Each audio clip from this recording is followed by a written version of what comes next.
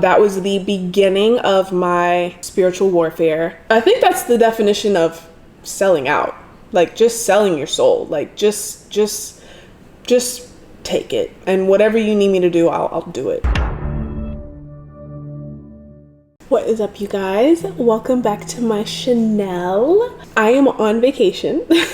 We flew to the Bahamas on Sunday with my dad and some of his siblings, my brother, just a whole bunch of us out here just living our best bohemian lives. I am currently upstairs in like this little loft area. I wanted to try a take 2 of my testimony video. I tried filming last week. I tried to film my testimony video and I had a little weekly vlog going, but the week was just, I think after filming that, the week just got really emotional and like heavy for me.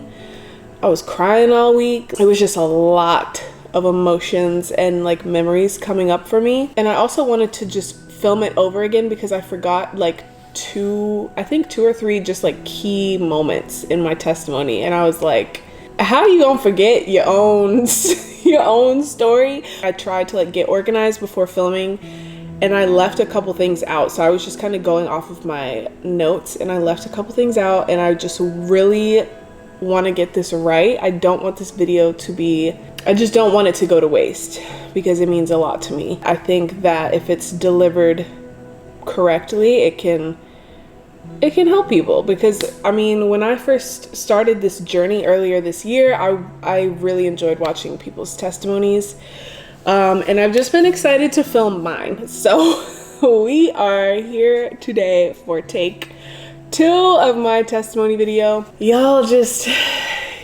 bear with me, okay? For those of you who don't know, my name is Justine. That is my real name. I just added an extra I for giggles, okay? My real name is Justine though, with one I. I grew up in Atlanta, Georgia. Honestly, I grew up very like well off. We never had any like financial issues. We definitely just had like a lot of familial issues, but never financial issues. I was always provided for, always supported no matter what I wanted to do. I had all kinds of hobbies and activities that I was interested in, and my family always like fully supported me, which was amazing. As far as my church background upbringing, we did kind of like loosely go to a church. It wasn't like a small community, it was like one of the bigger churches. We were never like fully rooted and like connected in the church, and we not left the church, but we stopped going to church. I feel like sometime in elementary school, maybe early middle school-ish. I guess my parents just didn't feel like they needed to be a part of a church body in order to be rooted in the Lord and like have a relationship with God.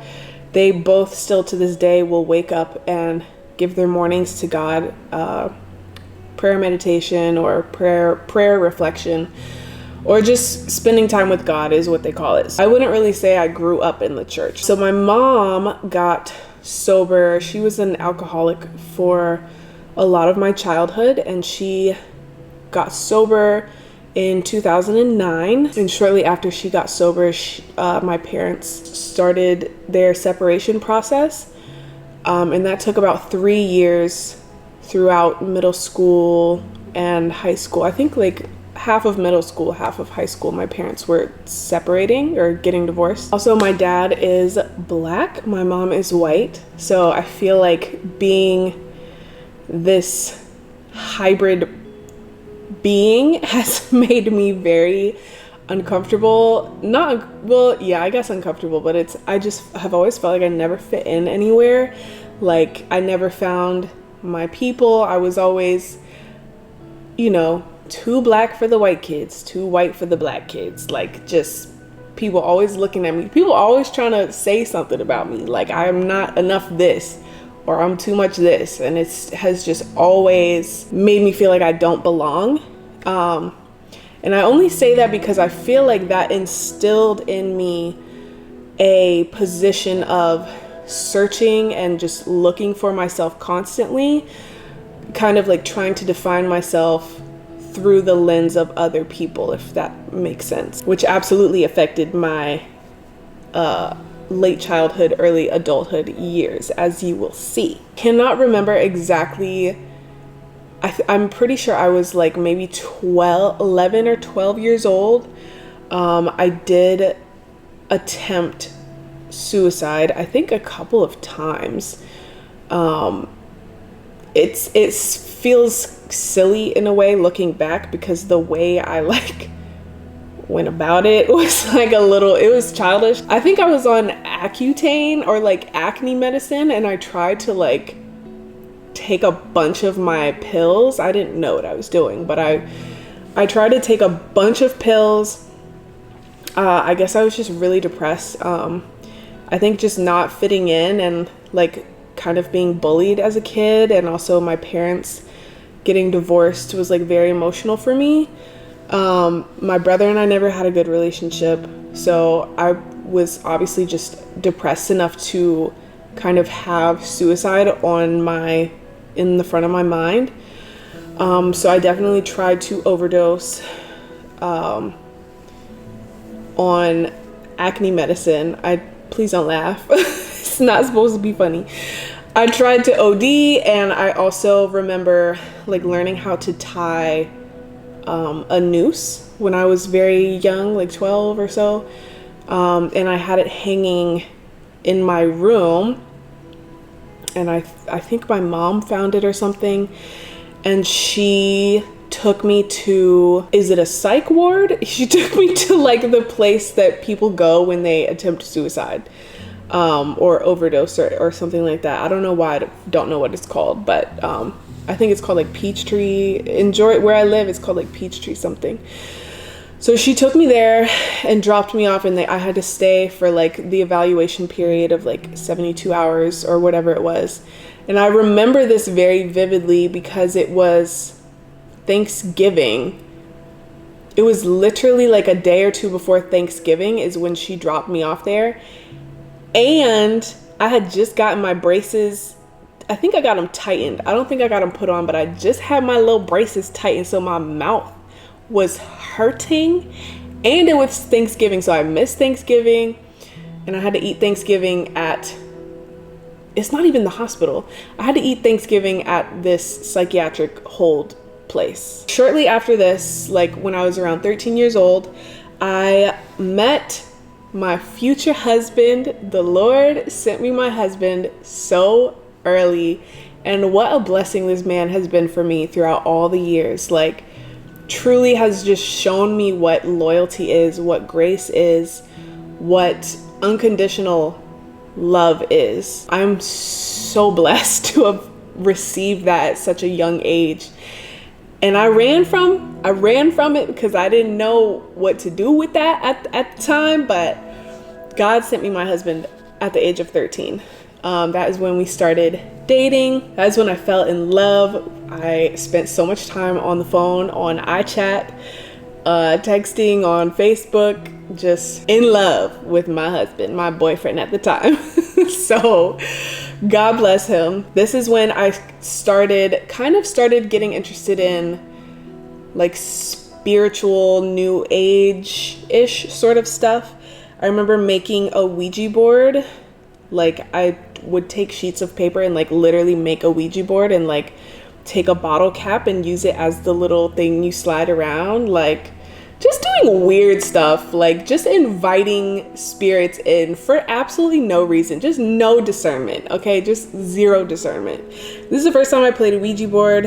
I started to become interested in astrology. I got that big birthday book that has like each individual birthday, like 2 big old pages of each birthday, and it just like tells you all this stuff.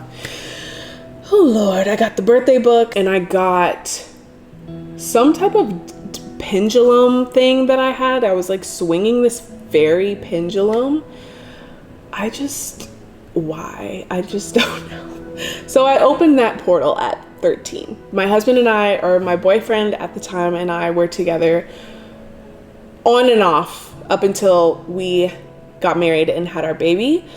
But at the age of 15 is when I started to smoke marijuana. That was the beginning of my spiritual warfare with and addiction with weed. I know it sounds dramatic, okay, but weed had me, that thing had me in a chokehold for real. Like up until maybe a couple years ago, like for over 10 years, struggled with smoking weed. Like that was the only, I've tried so many substances, but the only thing that I was hooked on and literally had mental warfare over was smoking weed. And it was crippling me. But anyways, I don't want to get ahead of myself. That's when it started. When I was 16 years old, I still smoking weed. I was just a pothead. I dropped out of high school. I quit my job and I told my parents that I wanted to be a rapper.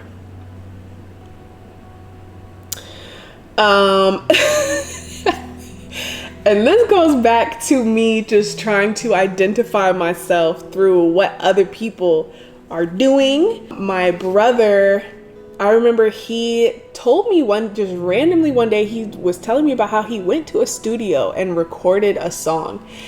And I've always been interested in music. So when he told me that,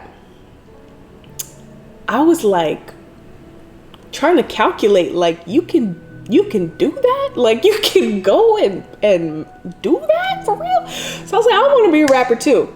So that is the beginning of my music career, is when I was 16 years old. This is not an invitation for you to go and start trying to look up the songs.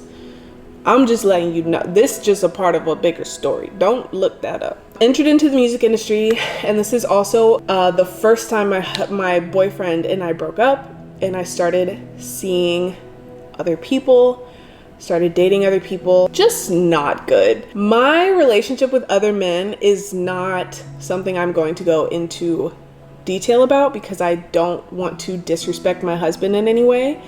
And it's just not something that needs to be revisited.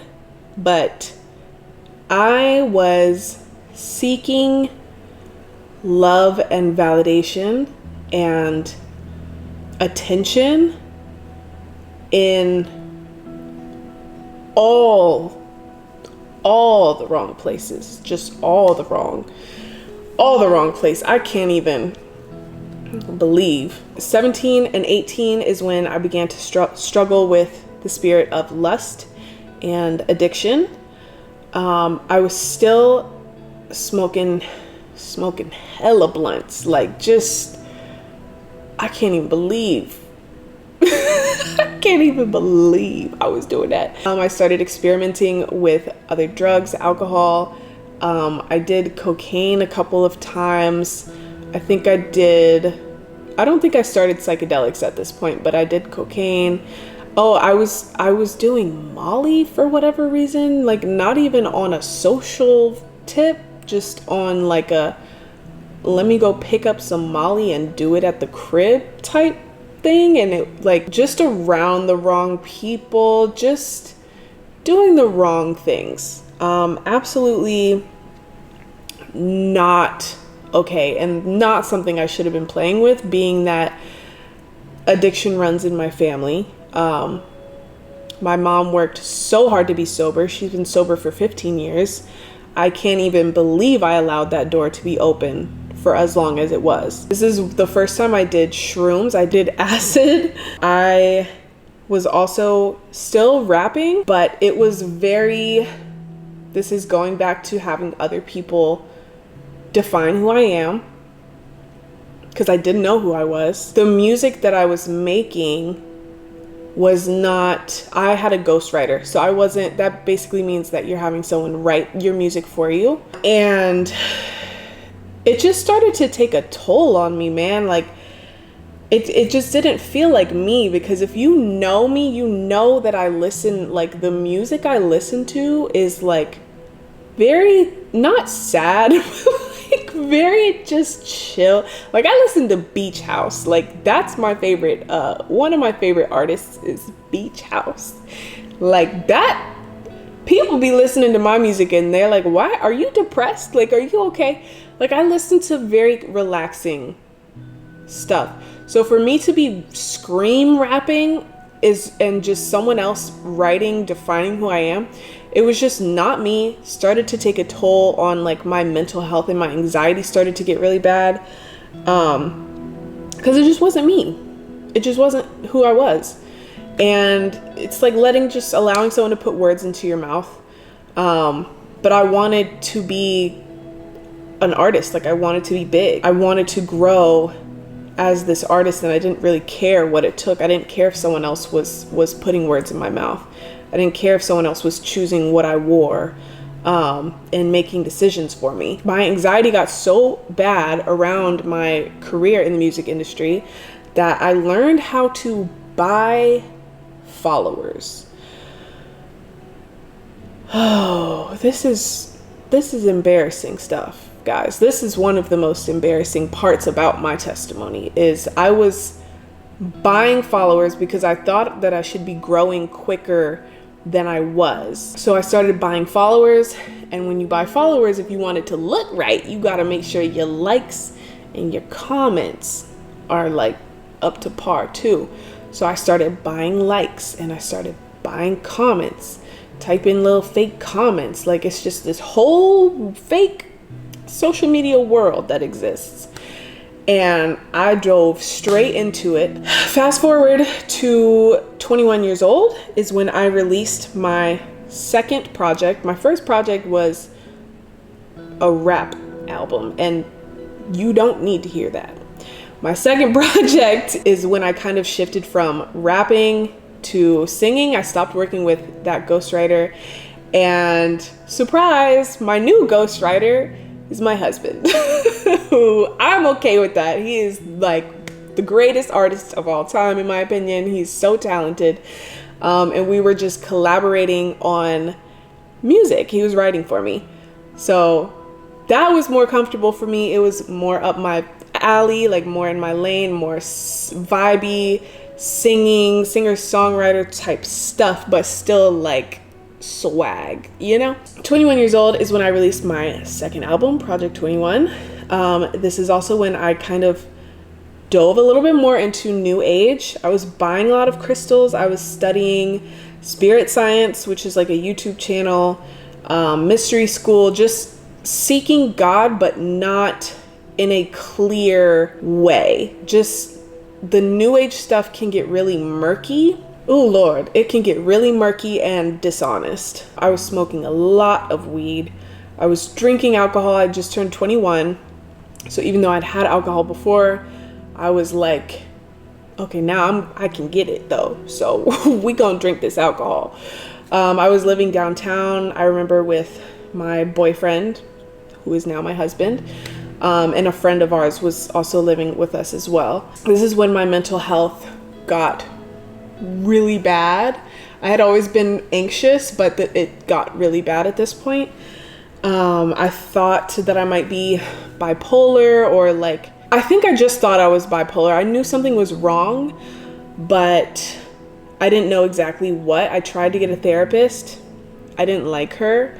And it's so dumb, because the therapist that I went to, a friend recommended me to this therapist, right? But when I went in to talk to the therapist, it's like, my friend was toxic. So a lot of the stuff I was talking to the therapist about, it was about my friend. Like, some, not a lot, but some of the stuff. And I was just like, okay, maybe this might not be it for me. So that was the first and I think only therapist I ever had in my adult life. I had therapy when I was a kid for all that stuff. But anyways, my mental health was really bad. I remember going like days without eating. I was low-key destroying some of my relationships because of my mental health, like just shutting down fully, like ghosting people, like just not good. Just very much imposter syndrome, which goes back to me building an identity on a completely different person. Like, it just was not me. Like, imagine living a lie. Like, what? When I was like 21 or 22, I started my YouTube channel for the first time. Shout out to you guys. And was really excited about that. I bought my first camera and everything. I decided to try and fix my anxiety around social media. and I deleted all of my fake followers. I was like, okay, this is not working. This is too much for me to keep up with. And I can't be posting with all these followers. It just it didn't look right. So I was like, okay, I need to try and fix this. So I put my page on private and I went individually through dude, I probably had 20,000 followers. Not 20,000 fake followers, but I bought enough to get up to 20,000. I didn't even know how many real followers I had. Like, it was that bad. So I put my page on private. I went through and individually checked each profile and deleted my followers.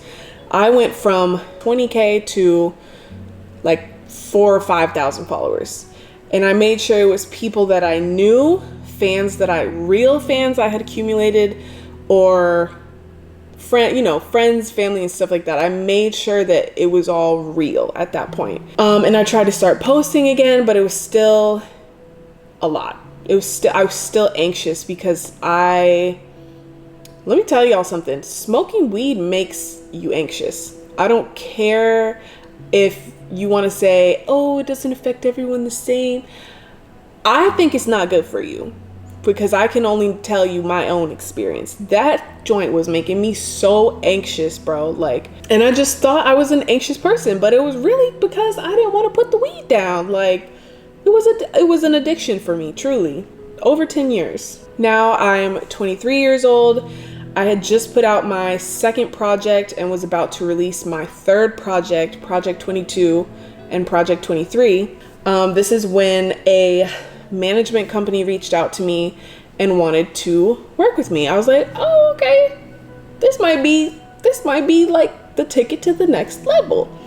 So I was like, bet. Y'all can tell me exactly who you need me to be.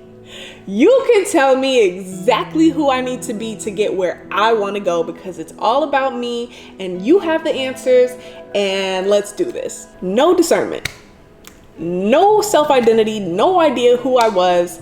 Just, people ghostwriting for me, people telling me who to be, what to wear, how to do my hair, how to dress, started to over-sexualize me, doing drugs, just away from God, just away from him, just serving myself, not even concerned whether or not I'm moving in the way that he wants me to move. Just no discernment, period. I started clout chasing. I started to hang around the wrong people. I got into a relationship truly just for the clout, truly just so I could start gaining followers, and I was gaining real followers. I gained a lot of followers. Like, I gained even more. I think I was up to like 35,000 people were following me. I just went up like this. Gained a bunch of followers, getting a bunch of attention, hanging out with these Instagram celebrity peoples. But the growth was short-lived. Even though it was quick, it was short-lived because I couldn't do it. It wasn't me. As usual, it wasn't me. And I couldn't do it. I was very much serving the kingdom of darkness. I was very much in a toxic relationship. I think that's the definition of selling out. Like, just selling your soul. Like, just take it. And whatever you need me to do, I'll do it. The relationship I was in ended very traumatically, and the trauma that I put myself through in that relationship, but also all the relationships that were not with my husband, it just plagued me for years. So that all ended in trauma. I immediately went back to my husband that same night that I left that life.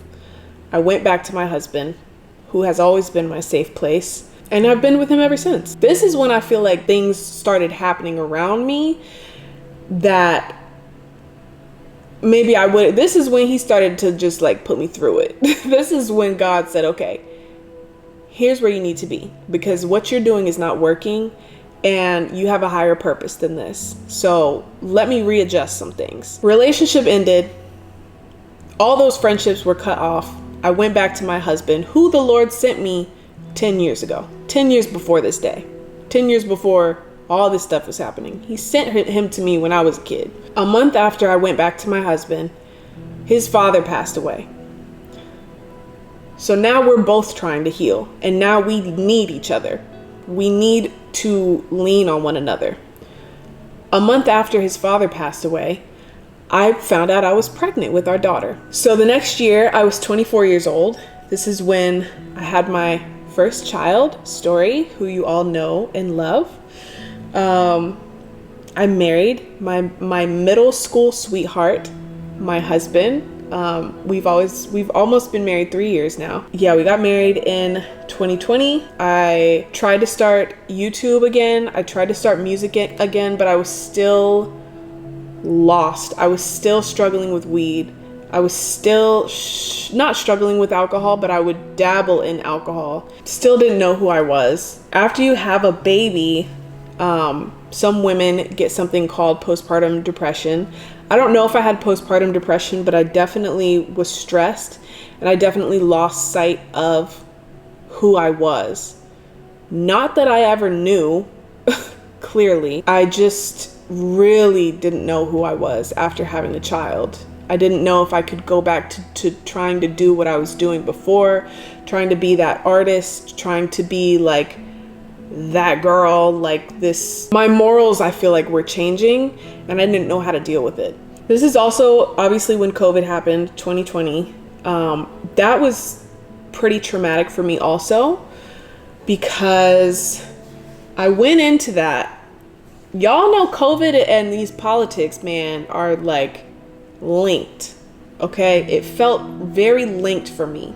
Being that my dad is black, my mom is white, they have their political views, which, lucky for me, is exact opposite viewpoints. So I am hearing these viewpoints from one side and the other side. Me being in the middle of that was so confusing and stressful, because I felt like I needed to choose a side, and I didn't know how. This was my first real experience with politics, which truly I detest politics. But it's like, you know, what are you gonna do? But I felt like I had to choose a side. I went in Democratic, and then I started to see the Republican point of view. I was like, oh, they not crazy over here though. Like, which one of y'all is tweaking? Both of y'all really tweaking at the end of the day, okay? I think both sides have important aspects and make good points, but there's definitely darkness on both sides. So that had me super emotional, super torn, completely fed my lack of self-identity, because I just didn't know. It was just so hard for me. I felt like I had to choose. Am I on my dad's side, or am I on my mom's side? Like, am I black? Like, am I white? Like, does my mom not like black people? Does my dad not like white? Like, it was just so confusing for me, so taxing mentally. This is when I went social media silent. I was super like, I'm pretty sure I was depressed. I don't know if this was postpartum depression. I think we were all maybe a little depressed during this time. But I was definitely not feeling great. I pretty much didn't post for like, I feel like a year. And this is also when the beginning of when I started to lose followers. That was probably the year, like when I first got pregnant, maybe I started to lose followers, but definitely 2020 is when my follower count like just started to go down. And of course that rehashed and triggered my anxiety around social media, because I'm like, wow, these people really don't like who I am. Like, but I mean, I completely understand, because y'all came here for one thing, and now y'all getting a whole other thing. Y'all not getting the foolishness that was what I was doing. Y'all not getting that foolishness no more. So I understand the people that are unfollowing me. I have lost about 15,000 followers at this point, and I still continue to lose followers. Sometimes I'll post something and I'll literally look at my account the next day and I will have lost like 100 followers. So it's cool. Like, I get it. The kingdom that I was trying to build, my kingdom of darkness, is crumbling. And I just pray that I can build a new community of people who want to hear the truth and the testimony of someone who didn't know who they were and now is trying to find herself in the name of Jesus. Like, because that's all this is. I'm sick and tired of feeling like my gifts are wasted, like my purpose is nothing. I was just putting so much work in and I still felt like a failure, and that's just so heartbreaking. So God is showing me who I am. 2021, I'm 25 years old. This is when I dove into New Age. This is when Clubhouse came out. I'm pretty sure this is when Clubhouse came out. Man, I was on that thing. I was in all them little groups, them little chats, talking about spirituality, the universe, talking about some Ashe, some grand rising, all this stuff. I was really trying to adopt that lifestyle, like just trying to do what everybody else is doing. I'm looking for answers, always seeking God in the wrong places, in the wrong ways. I was listening to like these shamans and these astrologers. I bought so many courses. Not so many. I think I bought like 3 or 4 different New Age practice courses. I was studying astrology. I was studying the moon. I wasn't worshiping the moon, okay? But I was low-key worshiping the moon. Like, the way I was keeping track of it and trying to manifest through the moon phases was just so bad. Looking back on it, like, it's just not good. God made the moon and the stars for us to know what time of the year it is, for us to know when to plant crops. I know that's in the Bible somewhere, okay? We not supposed to be knowing whether or not you and Billy Bob are gonna work out, whether or not you and Sarah are gonna, be arguing. Like, it's just the basing your life off of astrology. Like, don't make that your God. Don't make that your God, because I know people like that. And I get triggered because people be trying to put that astrology stuff on me. What's your sign? On my baby? When are you due? Oh, a Capricorn. Like, I rebuke that at this point, okay? The discernment is here now. I rebuke the astrology comments. But anyways, I was into astrology, moon magic, manifestation, manifest with the moon type stuff. Just so not on the right path. I paid $500 for some witchcraft course thing. I paid so much money for this information, just trying to get control of my life, trying to seek God, trying to be God. Low key, I thought I was God. I was a self-proclaimed witch. I didn't tell this to my friends. I didn't tell this to my family.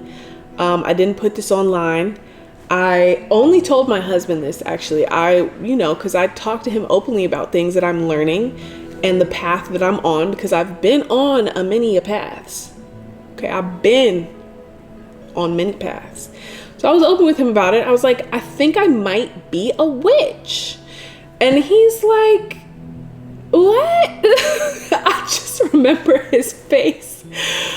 But I was open with him because I wanted him to know what I was doing. I had all these little sage and burning sage and all these crystals. I was trying to cast spells and all this stuff. And they try and tell you like, oh, witchcraft isn't bad as long as you're doing light magic and not black magic, as long as you're not trying to do things that will affect other people. Like, you good. Like, you can do all that as long as you're not trying to hurt other people. That's what I was told. I feel like that's just how they get you, okay? You're not supposed to be trying to manipulate the universe. That's just a pathway towards stress and destruction and anxiety and serving yourself and not serving God. I'll tell you, that's not serving God. Is trying to manipulate your reality. That's not your job. You are a sheep. I am a sheep. It's not my job to sit here and put crystals on my chakra points and meditate and clear my mind. When you clear your mind in meditation, you're just opening it up. You're just leaving the door open. That needs to be filled. You need to be filling that with your Lord and Savior, your Lord God. Don't just be opening up your mind to stuff. Even though I had spent hours and hours and hours and hours and hours of time studying all of this stuff, trying to master astrology, keeping up with the moon. I was going outside every night looking at the moon, or during the day, because sometimes I'd be up during the day.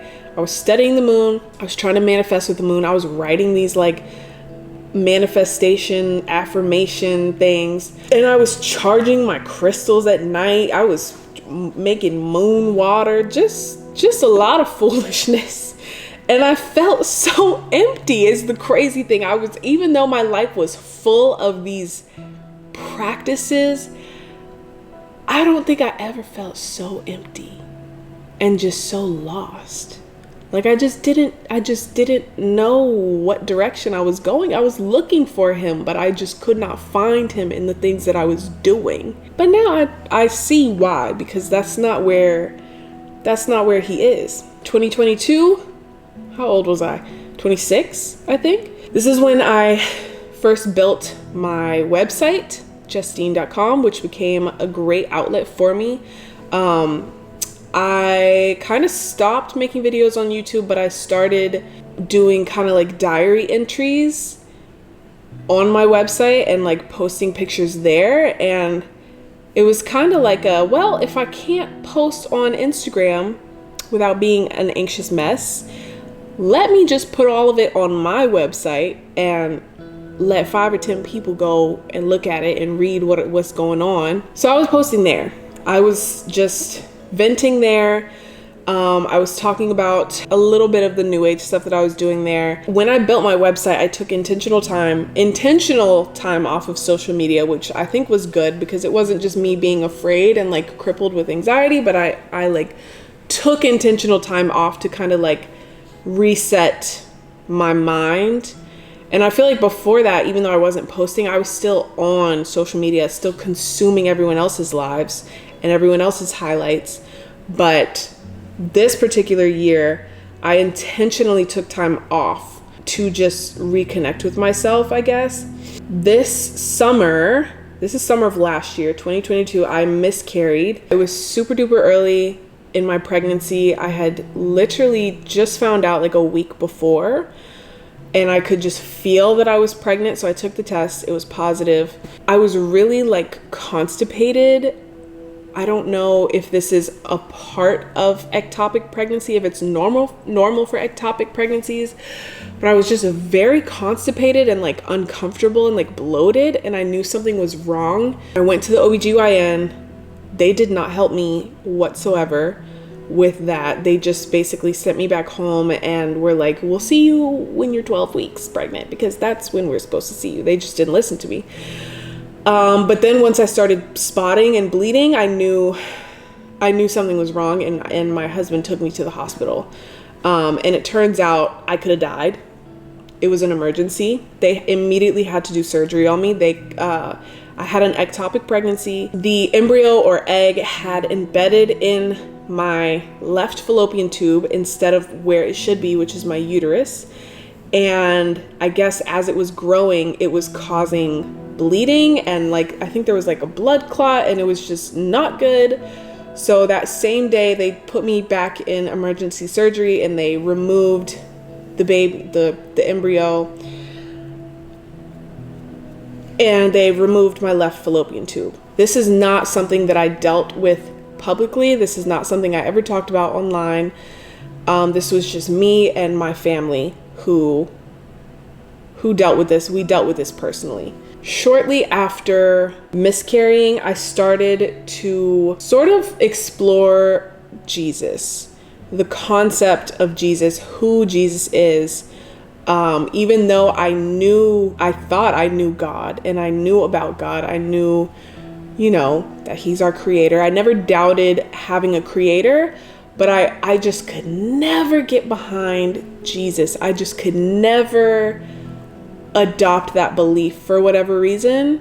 It just felt almost a little bit fairy tale like to me, and had never read the Bible. So that wasn't helping, but I started to question Jesus. I remember looking up videos about, I think the title of this series that I watched is Jesus Real or something like that. Maybe I'll link it down below and you guys can see, but it was by this pastor, Andy Stanley, and it was a 4-part series, and he basically goes over Matthew, Mark, Luke, and John. I think it was Luke was actually almost like an investigator. Let me look this up to make sure I'm saying this correctly. Luke was kind of like an investigator that was hired by Theophilus, or Theophilus was like his friend or something.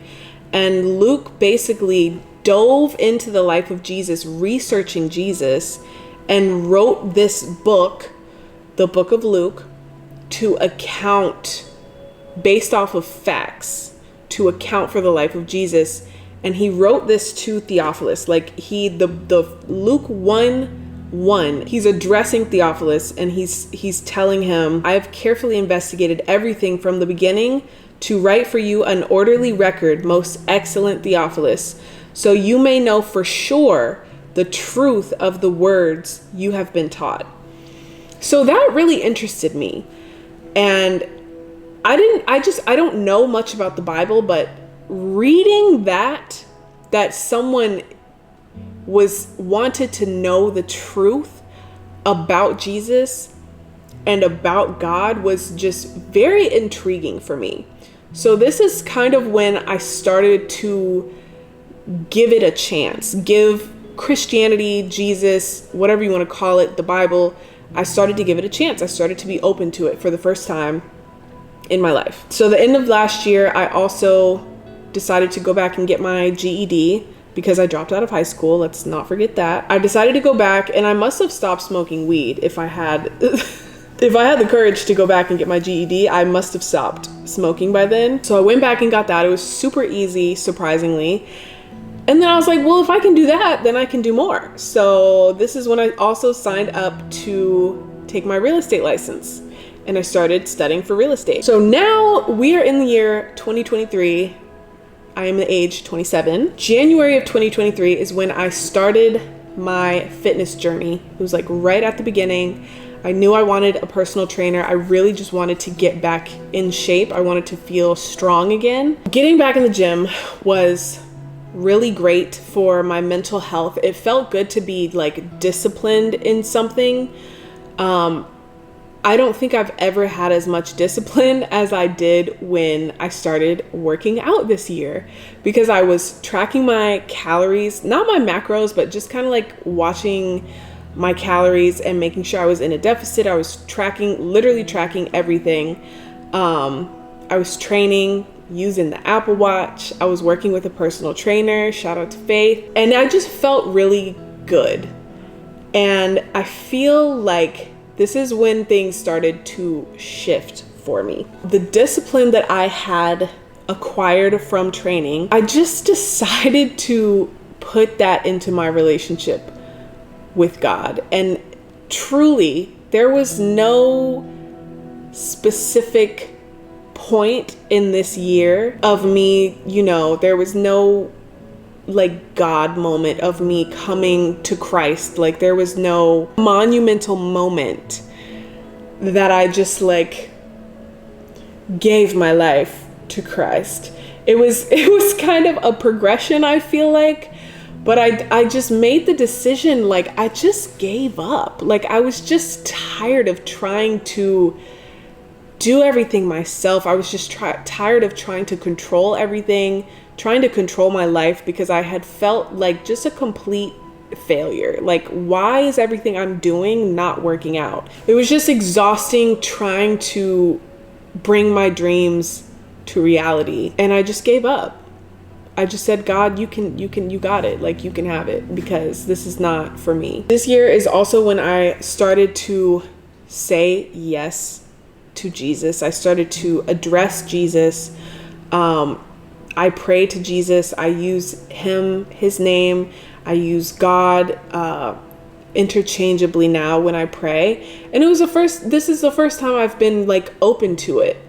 And I feel like that might have been what was missing for me personally, was Jesus. Just being open, just trying him, just trying to understand him, trying to understand the relationship, the Holy Trinity. Like, I'm trying to wrap my mind around it, and I'm just trying to not be afraid to speak his name, because I feel like I was always afraid to say his name, but it was just because I didn't understand who he was. I picked the camera up again this year to start making YouTube videos a few months after I started training, like maybe in the spring. I said, okay, let's try this, but let's try it with God this time.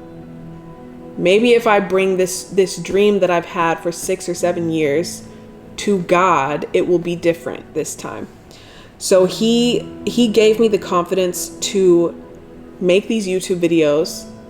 Even though, what do I have? Like 50 views, 100 views on some of my videos. It is very, very humbling. It is a very humbling position that he has me in right now. But he gave me the confidence to just keep making these videos. He gave me the courage to keep sharing my life and what is going on. He put on my heart to share this testimony. And as scary as it can be, just coming out like this, I feel like truly the world needs more truth, because the world we live in is very much full of deception and highlights, and it's easy to think everyone else is doing better than you when you just live on social media. But the truth is, we all going through it. Like, we are all just trying to figure it out. Truly. This year, God convicted me to go in all my cupboards, drawers, storage boxes, and get all of this witchcraft stuff that I had accumulated and throw it in the garbage can. He told me to get all these hundreds of dollars worth of things that I had accumulated, all the notes I took from the courses that I purchased. I mean, we're talking a few $1,000s worth of stuff that I accumulated over the course of a couple of years. He told me to throw it all away. So the summer of this year, it was around my birthday. It was in May. A friend of mine posted something on her Instagram, and she was kind of opening up about her miscarriage and just the pain that she was going through. And God told me to comment on her post and let her know, that you're sorry for her loss, and let her know that you can relate to her. God told me to comment and reveal the pain that you also had gone through. So I commented on her post. And mind you, my period had been late.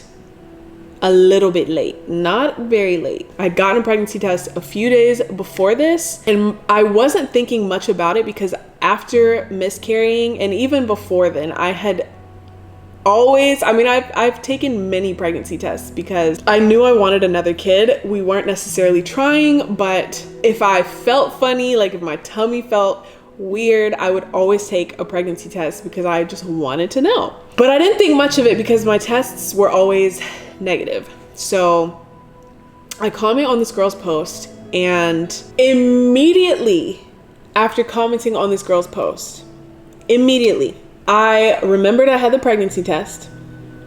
I was like, oh yeah, I gotta take this test. And I had to pee. So I was like, okay, we're going upstairs. We're taking the test. I peed on the pregnancy test. And within seconds, pregnancy tests are supposed to take 3 minutes. Within 3 seconds, it washed over positive. Immediate confirmation. Literally, the moment I released the pain of my miscarriage from the prior year, when I opened up to share it with somebody else, to help and provide comfort to somebody else, God gave back to me what I had lost immediately after. And of course, in that moment, God knew I was going to be afraid. The anxious thoughts came pouring in, but then they stopped. And I heard him say to me, it's going to be okay. This child is going to be okay.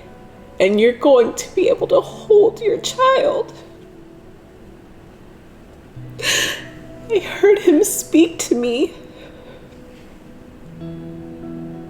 So he gave back to me what I had lost, and he reassured me in that exact moment that everything was going to be fine. So if there was a moment this year that I knew I needed to be close to God, it was that moment.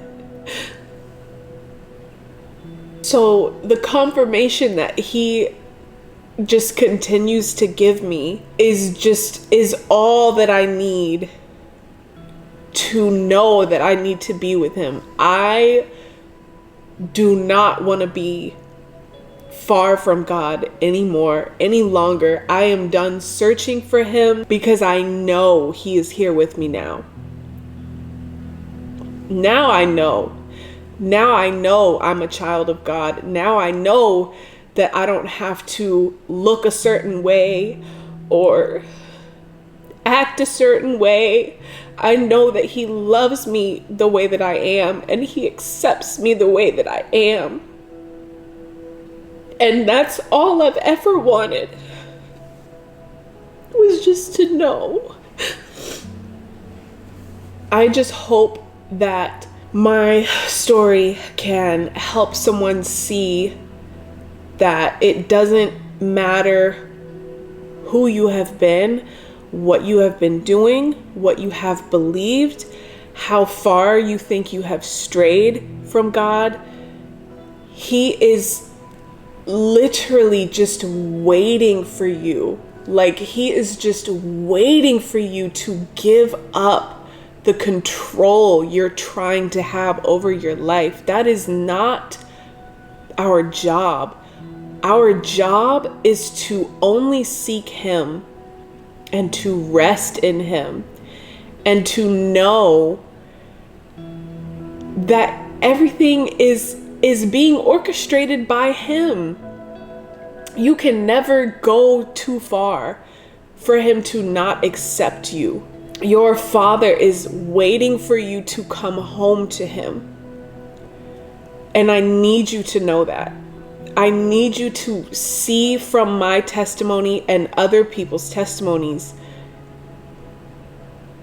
that it is possible to find joy and to find hope for your life again. It is possible to see potential in yourself again. It is possible to feel like your dreams are not wasted in the name of Jesus. He has such a great purpose for you. And I just hope that you can see that for yourself, because I've never been happier than I am now. And my life hasn't changed overnight. It's almost like just more of a perspective shift. Don't I got some tissues? Oh Lord, I done left my tissues downstairs. But just being able to have the perspective of knowing that you are God's child and knowing that you are safe and that everything is happening for your good, and just letting go is the most peaceful space that you will find. Just give him a chance. Just go to him. Just try him out, because this has changed my life. So here I am, 7 months pregnant, married to the love of my life, on vacation with my family, and my aunt is here, and she is a pastor. And I told her that I found Jesus this year. And I asked her, I said, have you ever baptized anyone? And she says, yes, I baptized a lot of people. In fact, I baptized a lot of our family members at your pool some years ago. And so I asked her if she would baptize me, and she said, of course. So I am so excited to just publicly dedicate myself to Jesus, to the Holy Spirit, to the church. I am like ecstatic. Like, it couldn't happen soon enough. I'm just really grateful, and I hope that this video was able to help at least one person, like at least one person. It don't have to be so hard, y'all. It doesn't have to be so confusing. It doesn't have to be so difficult to find peace and to find joy and to find love in your life. It is right there waiting for you, but you have to choose him. He's not gonna force you to do anything, but you need to choose him first. Anyways, that's my story. Thank you all for watching this video. I will see you soon in the next one.